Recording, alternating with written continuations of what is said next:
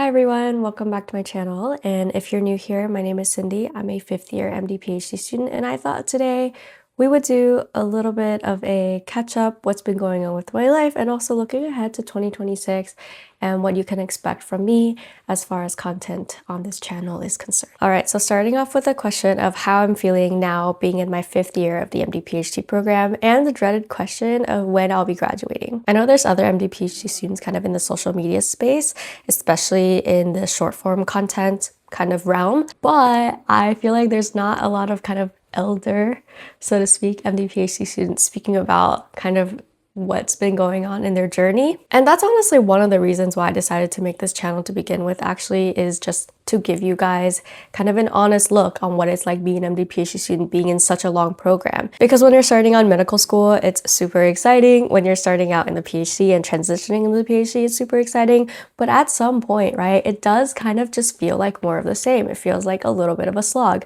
And if you guys remember last year, or this year, actually, we're not in 2026 yet, at around June, July, I made a video about what it's like seeing all of my friends graduating. And I think in that video, which I haven't watched since posting it, to be honest, but the emotion that I tried to convey there is a little bit of that bittersweetness that I had, that, you know, I'm really happy for my friends that they're graduating, but at the same time, I'm feeling like, you know, a little bit of getting left behind. Not really, because we're on different paths or whatever, but there's kind of a reality check of like, oh wait, like they're moving on to their next chapter and I'm still here. But it really is just another small transition when you're doing an MD PhD, is that you will see your medical school classmates graduate without you. I will say also that beyond just the fact that your friends have graduated, the fifth year of your MD PhD is also kind of a weird transition in the sense of the way you are perceived by other people when you tell them you're a fifth year MD PhD student. And it could be that I'm overthinking it, but I feel like fifth year is the first year that being a student, or like telling people that you're still a student, is kind of not cute anymore. Like people are like, why are you still here? So like when you're a first year and you're introducing yourself as a first year, people are like excited for you. They're like, how are you enjoying school? What's it like? Etc. etc. And then when you're a fifth year, all people want to know is when you're going to graduate, which on that note, let's talk a little bit about that. So I think PhD wise, like as in when I'll finish my PhD, I'm probably 1 to 2 years out from finishing. If I'm to be super optimistic, I want to finish by the end of 2026. But that is being super optimistic, and at this point, as I've been working these past couple weeks, I'm like, oh, that is not possible. Typically for MD PhD students, it takes about 4 to 5 years to finish the PhD to be considered kind of on time. And why there's a range of number of years to complete your PhD is just because the PhD is actually not like undergrad. It's not dependent on you completing a set list of classes. You actually have to write and defend a thesis. And in order to write and defend a thesis, you actually need to contribute something novel to science. So yeah, optimistically, I'm hoping this time next year I'll be done. I've briefly floated this idea past my advisor. He didn't say no, but I think I can kind of read his mind, and we are both on the same page. That is a little bit too optimistic. So on the note of when I'll graduate from my PhD, we'll see. And then after my PhD, I have about 1.5 years left of medical school, and hopefully I'll be able to graduate after that. So we'll see. Like on the short end, 2.5 years left. On the longer end, maybe 3.5 years left. So cross your fingers for me, but I will say that I am not disliking my PhD and everything that I'm doing right now. Made a video on TikTok a couple weeks back talking about how the PhD will probably be kind of the peak of my work-life balance, and I am very, very fortunate to say that. I know not everybody's PhD experience is like this, but I really love the work. I get along with my advisor, and because I'm a computational PhD student, all of my work can be done remotely. So there's a lot of flexibility. For example, being able to be at home and still do my PhD work as long as my advisor is okay with it, and he usually is. And so yeah, it's things like that that really contributes to kind of a better work-life balance for me. And I know that once I get back to medical school and continue on with my clinical year, and of course after medical school, I plan to do a residency, I feel like there's, you know, a lot less autonomy over my time, which is to be expected if you're in the medical field. So I'm also kind of like, maybe being in the PhD for a little bit longer isn't the worst thing, and that, you know, I should just enjoy life and the work that I'm doing right now as it is. And I think that's kind of the lesson to take away from all of this. Like as pre-med students, as medical students, we are always wanting to go into the next step. We're like, go, go, go. Like once we do this, we have this next thing to do. And we're just like clearing levels, right? Like in a video game. If you asked me as an undergrad if I enjoyed undergrad, I would probably tell you no. But now looking back, I'm kind of like, you know, there are good things in that stage of life. Like I really enjoyed living really close to my friends. I really enjoyed having access to all of these extracurriculars, all these different classes I could take, etc., etc. And the same could be said about my gap year. Like I really enjoyed the research I was doing at the time. I really enjoyed the people I was working with. And so what I'm kind of keeping in mind or trying to keep in mind at this moment is to just enjoy each step of the journey. Like, yes, if I were to graduate right now, it would be great. I would be able to move on with the rest of medical school.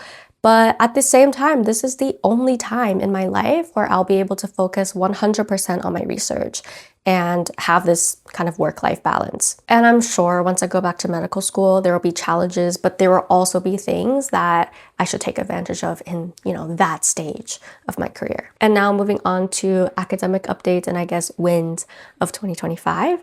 In January of 2025, I passed my qualifying exam and officially became a PhD candidate. And in July of 2025, I submitted my F31 grant. This is actually my third submission. It is the last time I'll be eligible to submit something. And if it's not obvious, the reason it's my third submission is because the first two were not successful, unfortunately. And this grant has yet to be reviewed. I think it's going to be reviewed in January of 2026. Usually they're a little bit faster about it, but in the middle of 2025, we had some funding debacles within the NIH, some of it involving my very own institution. It could very well be that it's not going to get funded either way in January because they might look at my application and be like, well, you're almost done. Like, what's the point of funding you? But, you know, we'll see. I'm cautiously optimistic, but even if it doesn't get funded, it was like really good practice learning how to write a grant for the third time. This year, I also went to 2 conferences, one of which I vlogged in its entirety and you can watch on my channel. And within those 2 conferences, I had 3 different podium presentations, 2 poster presentations, and I was also invited to host a workshop, which was really fun. There was also a student paper competition in one of the conferences where they picked like the top 8 papers that were submitted and the students got to, I don't know, present and be judged. I unfortunately didn't win, but it was still a really good experience and a really good opportunity. And I still felt recognized in a way, even though I didn't win. Like at least it's like top 8 out of hundreds of papers. So it was still pretty cool. And then in terms of scientific papers and publishing, I submitted 3 first author papers this year, one of which was published or will be published, I think, in the conference proceedings. It was accepted. Paper number 2 got kicked back to me. I'm currently doing major revisions. And the third paper that I submitted is still floating in the journal's desk or something. I have one paper that I'm still sitting on yet to submit that I was really hoping to submit before filming this video because then I could say, I just like submitted this paper, but I'm still working on it, but hopefully soon. So looking back at all of this and looking back at 2025, I am pretty happy with the progress that I made, especially because the beginning of my PhD just felt so slow. And then by the end of this year, I'm finally feeling like I'm getting some results. I'm picking up the pace, but of course there's still a lot to do. I don't know how my thesis is going to end up shaping up. So yeah, there's a lot that was done, but a lot left to do. And so now I'm going to talk a little bit about what's to come in this channel in 2026. This month marks my first year on YouTube. And at the time of scripting this video, actually, I wrote 500 subscribers, but you guys have actually helped me reach 600 between the scripting of this video and now. I'm grateful, I'm happy, I'm feeling like I'm building a community on here. And I do remember usernames and see your names in the comments if you repeat comment.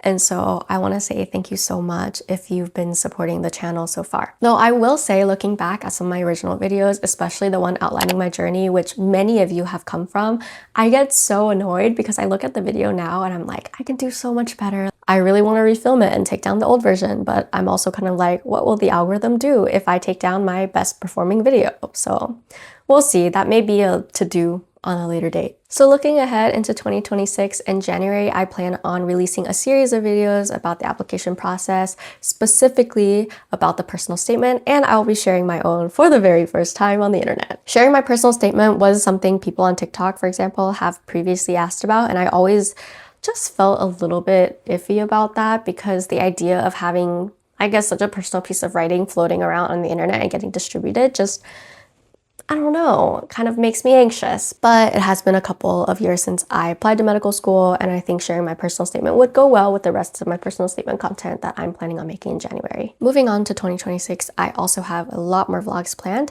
I have a lot of vlog footage I'm sitting on right now that I have yet to edit because vlogs take a little longer to edit. One of the reasons I started this YouTube channel, other than wanting to share kind of a transparent look at what the MD PhD is about, is just that short form yapping wasn't cutting it for me anymore. I realized through these vlogs, I'm like much bigger of a yapper than I previously thought I was.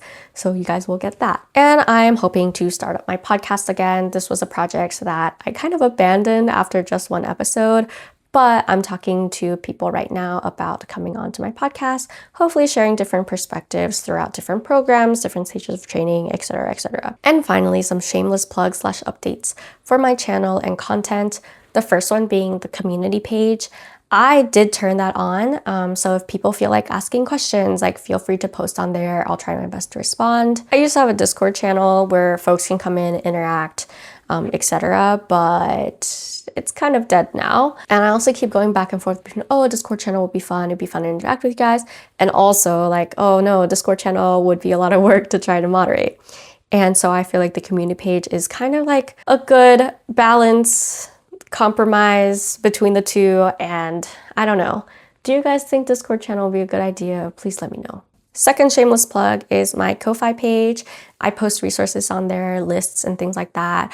If a video goes with like a checklist or something or a resource that I'm posting, it will be on my Ko-Fi. I also post personal updates and things like that there. So give me a follow if you would like. And finally, third shameless plug is my blog. It is pretty much at this point the written version of my YouTube channel.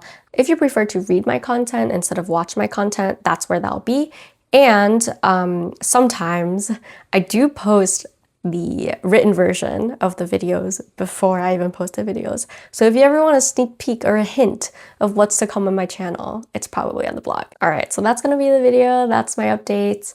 Hope everyone has had a good holiday season, and leave me a comment down below on something good that happened to you this year, or a win that you had this year in 2025, or something that you're looking forward to in 2026. Thank you guys so much for watching. Thank you guys for all of your support, and I'll see you guys in the next one. Bye!